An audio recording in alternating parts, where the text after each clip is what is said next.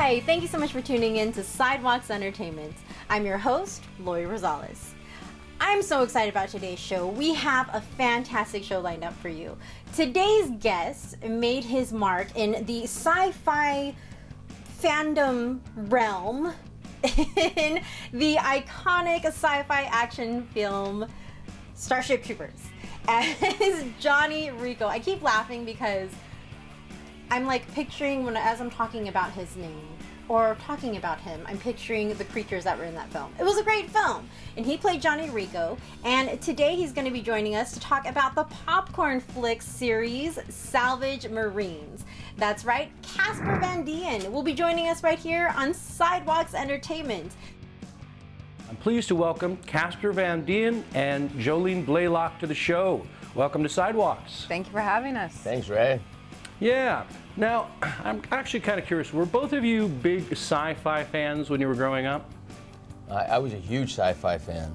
I loved Star Trek, so I was thrilled when we did Starship Troopers just so I could work with this Vulcan. Yeah, and growing up, the first book I read was C.S. Lewis's, The Lion, the Witch, and the Wardrobe, and that whole series. Yeah, me too. So really, yeah. So I have to say that we're fans. And I read Starship Troopers when I was 12. Oh, you're kidding me? No, Really? I'm a huge sci-fi fan. Joining us to talk about the Popcornflix sci-fi action series, Salvage Marines, I'd like to welcome returning guest, Casper Van Dien, to Sidewalks Entertainment.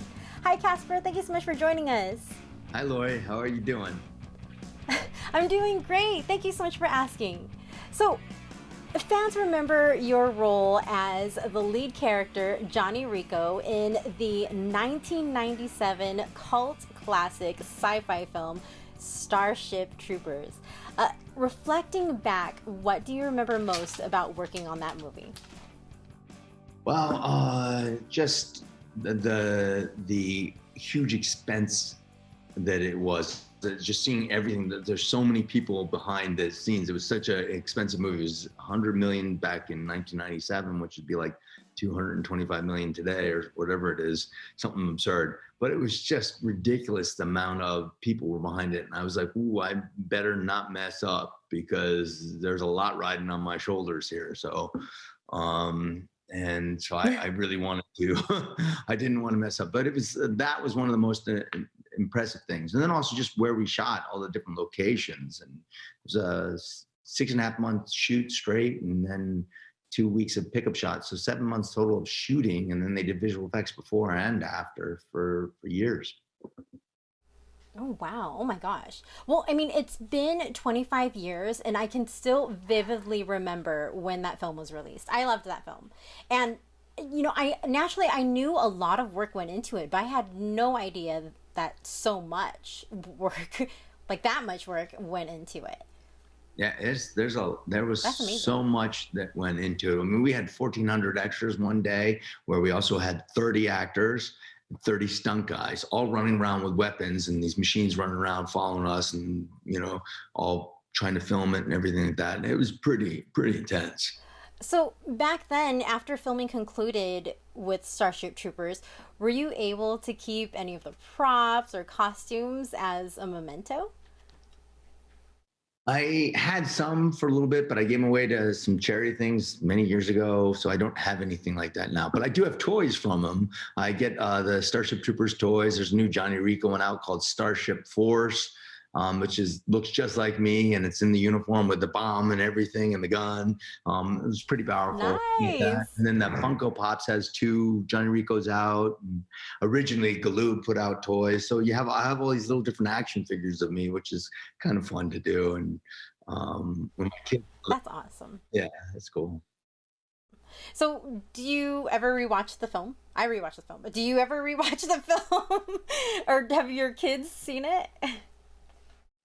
I haven't watched it with my children. I never watched it with my children, but my children have watched it, and I have seen it again because I did a commentary at a convention. It was a lot of fun because the whole audience was there watching it with us, and then it was me, Dina, and Patrick Muldoon talking about it, and they really all were were awesome, and it was fun to see that and then make the jokes and explain some of the things that happened behind the movie. And then also I saw the riff tracks one of Starship Troopers, which was fun to see too.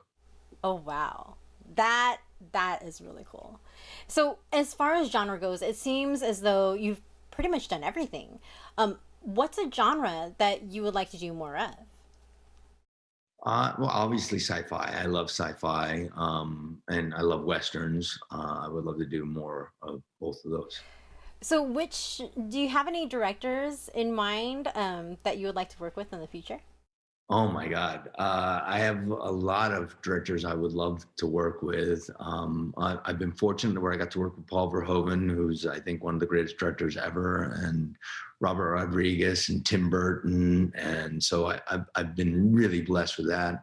I love my buddy Garrett Warren to get a big movie. He directed me in Mortal Kombat season 2 and season 3 he directed me in, which never came out, but he's really good, and he's this stunt coordinator and second unit director on like Logan and Avatar and Lincoln, The Master, everything. So he's been around. So I'd love to have him direct me.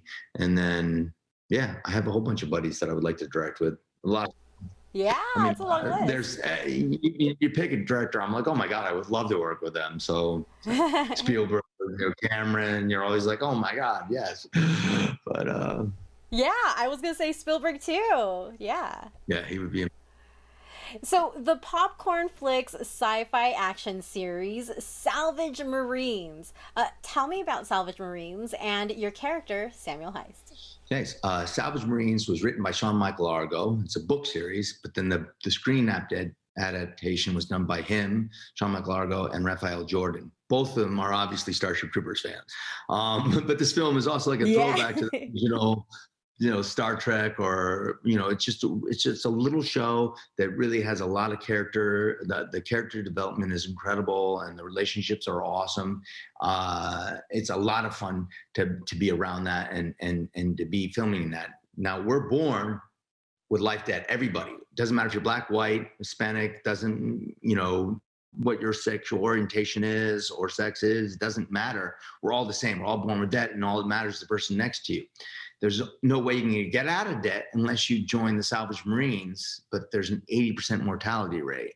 So my character doesn't join it right away because he's like, I don't want to die, but I don't care. I'll live with that. But then when I have my wife and I get an unexpected pregnancy, all of a sudden I'm like, I can't leave this to my son. So I join up, and then I start questioning some of the authority, which was a lot of fun to do there too.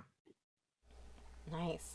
So during filming, what is it that you're looking at in scenes where CGI is being used, or when you're fighting creatures? As it was with Starship, there's nothing there. You're just firing at dirt or a screen or whatever it is, and that's what we had there. So when there was nothing there, there was nothing there. So we're just acting to something and what it's supposed to look like and what it's supposed to be. So you're not acting with anything there. But luckily I had the Starship Troopers, so I was battling bugs there. They were 15 feet tall, 30 feet tall. Yeah. And, put a tennis ball up on a stick to show me about where it was, and then move it out, and then they'd film us, and then later they just put it all in. It's amazing. Oh, okay. Got it. Well, see, in my mind, I thought that I pictured like a bunch of like men dressed in like the green leotard or jumpsuits and like standing like they're the monster, and then you're like, oh, okay, that's where it's going to be at. We actually have one guy in a green suit that was that way for there you go. Okay. Yeah, when he's going like this, I forget what it's called, but he's in that suit that's just shooting like this and just shooting at both of us, and we go up and we have this huge fight for it. And that's coming in another episode. But he was in a green suit for the day, and that was kind of weird because he's just wearing a green suit and he's 6'9", and oh my gosh, it's just So that was pretty intense. David B. Walters, he's one of the writers on it, and an actor too. So your character is a soldier. What type of physical training did you do for this role? I always try to keep myself in some kind of physical shape, so I'm always doing a little bit of training and a little bit of working out, and I've had years of doing different martial arts and stuff like that.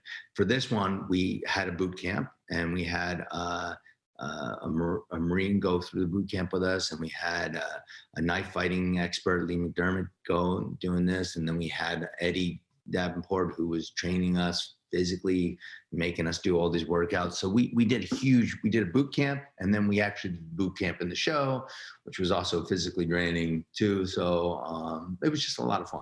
Awesome. Well, great work. I had such a great time speaking with you today. Sadly, we are out of time, but again, thank you so much for taking the time to speak with me today. Thank you for having me on, and you can watch this for free on Popcornflix. Yes, everyone, be sure to catch Casper Van Dien in the sci-fi action series Salvage Marines, streaming on Popcornflix. You take care, Casper. You too. Bye. Bye. For more full-length celebrity interviews, visit us at sidewalkstv.com, our YouTube channel, and don't forget to follow us on social media.